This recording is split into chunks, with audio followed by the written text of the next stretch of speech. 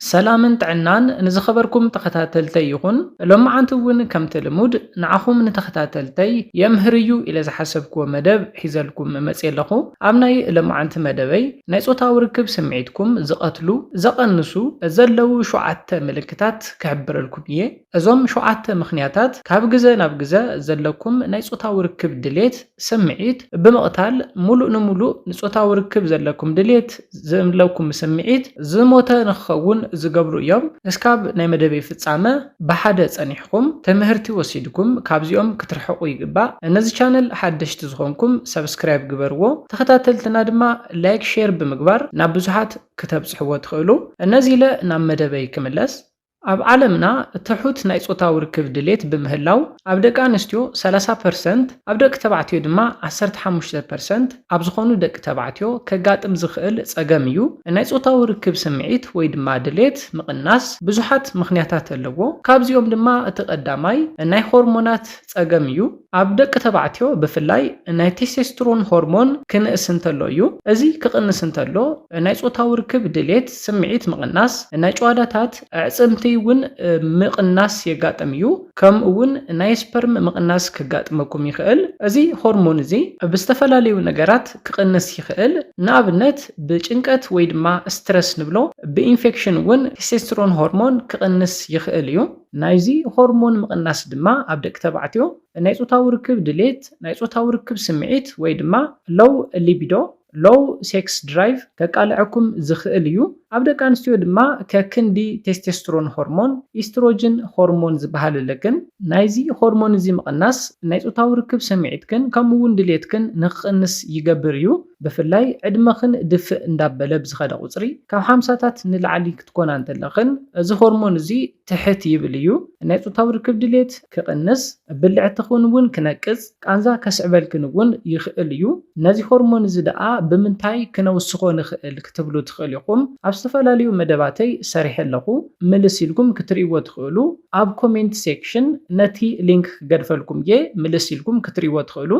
ኣብ መበል ካልኣይ ንሪኦ ምኽንያት ድማ ስነ ኣእምራዊ ጸገማት እዮም እቲ ዝዓበየ ሴክስ ኦርጋን ሓንጎልና እዩ ወይ ድማ ሓንጎልና እዩ ነቲ ርክብ ንምፍጻም እተገዳሲ ስራሕ ዝሰርሖ ስለ ዝኾነ ኣእምሮና ኣብ ናይ ጾታዊ ርክብ ድሌትና ከምኡውን ስምዒትና ልዑል እጃም ኣለዎ ንኣብነት ስትረስ ዲፕሬሽን ወይ ድማ ጭንቀት ንብሎ ናይ ጾታዊ ርክብ ድሌትና ናይ ጾታዊ ርክብ ስምዒትና ከቕንሱ ዝኽእሉ ስነ ኣእምራዊ ምኽንያታት እዮም ስለ ዝኾነ ካብ ስትረስ ዲፕሬሽን ብምርሓቕ ናይ ጾታዊ ርክብ ስምዒትኩም ድሌትኩም ከተውስኽዎ ትኽእሉ ኢኹም ኣብ መበል ሳልሳይ ንሪኦም ናይ ጾታዊ ርክብ ስምዒት ናይ ጾታዊ ርክብ ድሌት ዘቐንሱልና ምኽንያታት ድማ መድሓኒታት እዮም መድሓኒታት ጥቕምታት ከም ዘለዎ ምስኡ ተታሒዙ እውን ጎናዊ ሳዕቤን ዘለዎም እዮም ወይ ድማ ሳይድ ኢፌክት ንብሎ ማለት እዩ ስለ ዝኾነ ናይ ሓደ መድሓኒታት ሳይድ ኢፌክት ናይ ጾታዊ ርክብ ስምዒትና ናይ ጾታዊ ርክብ ድሌትና የቐንሱ እዮም ንኣብነት ንዲፕሬሽን ዝእዘዙ መድሓኒታት ከምኒ ኣንቲ ዲፕረሳንት ትራይሳይክሊክ ሴሌክቲቭ ሴሮቶኒን ዝበሃሉ መድሓኒታት ናይ ጾታዊ ርክብ ድሌት ስምዒት ብምቕናስ ናይ ርክብ ዓቕምና ክጎድኡ ዝኽእሉ መድሓኒታት እዮም ካብዚ ብተወሳኺ ናይ ጸቕጢ ደም መድሓኒታት እውን ብተመሳሳሊ ኣብ ደቂ ኣንስትዮ ብተመሳሳሊ ጎናዊ ሳዕቤን ኣለዎም ኣብ ደቂ ኣንስትዮ ድማ ንጥንሲ መከላኸሊ ኢልክን ትጥቀማሎም መድሓኒታት ናይ ጾታዊ ርክብ ስምዒትክን ድሌትክን የቐንሱ እዮም ስለ ዝኾነ ብሓኪምክን ዝተመኸረ ብሓኪምክን ዝተመረፀ ናይ ጥንሲ መከላኸሊ መድሓኒት ክትጥቀማ ይምረፅ ስለ ዝኾነ መድሓኒታት እንዳወሰድኩም ናይ ጾታዊ ርክብ ድሌትኩም እንተቐኒሱ ነዞም መድሓኒታት ደወብልዎም ምባለየ ይኮነን ናብ ዝኣዘዘልኩም ሓኪም ብምኻድ ናብ ካሊእ መድሓኒታት ክቕይረልኩም ምዝራብ እቲ ዝበለፀ መማረፂ እዩ እዞም መድሓኒታት እንተተቋሪፆም ካሊእ ተወሳኺ ጸገም ከምጽልኩም ስለ ዝኽእሉ ከየቋረፅኩም ናብ ዝኣዘዘልኩም ሓኪም ብምኻድ ምይይጥ ብምግባር መድሓኒት ንኽትቅይሩ ምግባር እቲ ዝሓሸ መማረፂ እዩ ኣብ መበል ራብዓይ ንሪኦ ምኽንያት ድማ ምስ ኣፍቃሪትካ በዓልቲ ቤትካ ዘለካ ርክብ ብዝተፈላለዩ ነገራት ክበላሽዎ እንተሎ እዩ ዘይምርድዳእ ዘይምፍታው ናይ ስምዒት ምቅርራብ ዘይምህላው ከምኡውን ሚስማች ሊቢዶ ንብሎ ምኽንያት ኣሎ እዚ ማለት ሓዲኹም ልዑል ናይ ጾታዊ ርክብ ድሌት እንዳሃለወኩም ሓዲኹም ድማ ትሕት ዝበለ ናይ ጾታዊ ርክብ ድሌት ናቹራሊ እንተሃሊኩም እዩ ስለ ዝኾነ ጥንኩር ፍትወት ጥንኩር ርክብ ምትእምማን ምፍቃር እንተዚሓሉውን ናይ ጾታዊ ርክብ ድሌት ስምዒት ክቕንስ ክገብሩ ዝኽእሉ ምኽንያታት እዮም። ስለዝኾነ ኣብ ግዜ ሓዳር ኣብ ግዜ ፍቕሪ ናይ ጾታዊ ርክብ ስምዒትኩም ድሌትኩም ዝቐነሰ እንተኾይኑ ምስ ኣፍቃሪትኩም ወይ ድማ በዓልቲ ቤትኩም ዘለኩም ፀገም ፈለማ ክትፈትሕዎ ይግባእ። እዚ ናይ ባዕሉ ዝኾነ ናይ ጾታዊ ርክብ ድሌት ስምዒት ዝቐትል ምኽንያት ስለዝኾነ እዩ።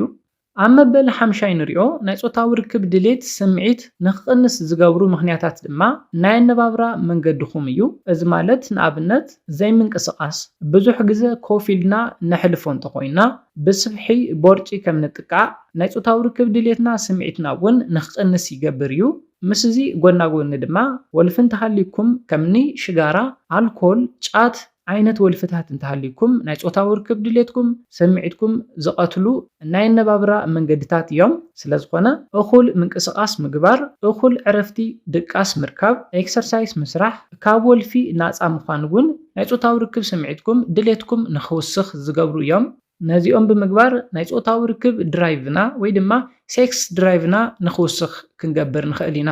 ኣብ መበል ሻድሻይ ንሪኦ ምኽንያት ድማ ኩነታት ጥዕና እዩ። ንኣብነት ናይ ነርቭ ሕማም ዘለኩም ናይ ሆርሞን መጠንኩም ይቕንስ እዩ። ከምቲ ቅድም ኢለ ዝሓበርኩልኩም ድማ ሆርሞን ብቐጥታ ምስ ጾታዊ ርክብ ዝተተሓዘ እዩ። ስለዝኾነ እዞም ክሮኒክ ኢልነስ ንብሎም ንኣብነት ከምኒ ሕማም ሽኮርያ፣ ናይ ነርቭ ሕማም፣ ናይ ልቢ ሕማምን ካልኦት ንነዊሕ ግዜ ዝጸንሑ ሕማማት ኣብ ትሕቲ ቁፅፅርና እንተዘይውዒልናዮም ናይ ጾታዊ ርክብ ድሌትና ናይ ጾታዊ ርክብ ስምዒትና ከቐንሱ ዝኽእሉ እዮም። ስለዝኾነ ካብዞም ምልክታት ሓዲኦም ኣባኹም እንተሃልዩ እዚ ዘጋጥመኩም ዘሎ ናይ ጾታዊ ርክብ ድሌት ምቕናስ፣ ናይ ጾታዊ ርክብ ስምዒት ምቕናስ ካብዚኦም ዝመፀ ከም ዝኾነ ክትፈልጡ ትኽእሉ ኢኹም። ነዚኦም ብምፍላጥ ድማ ግቡእ ዝበሃል መፍትሒ ክትረኽቡ ኣለኩም። ግቡእ ዝበሃል መፍትሒ ድሕሪ ምርካብኩም ድማ እዚ ፀገም እዚ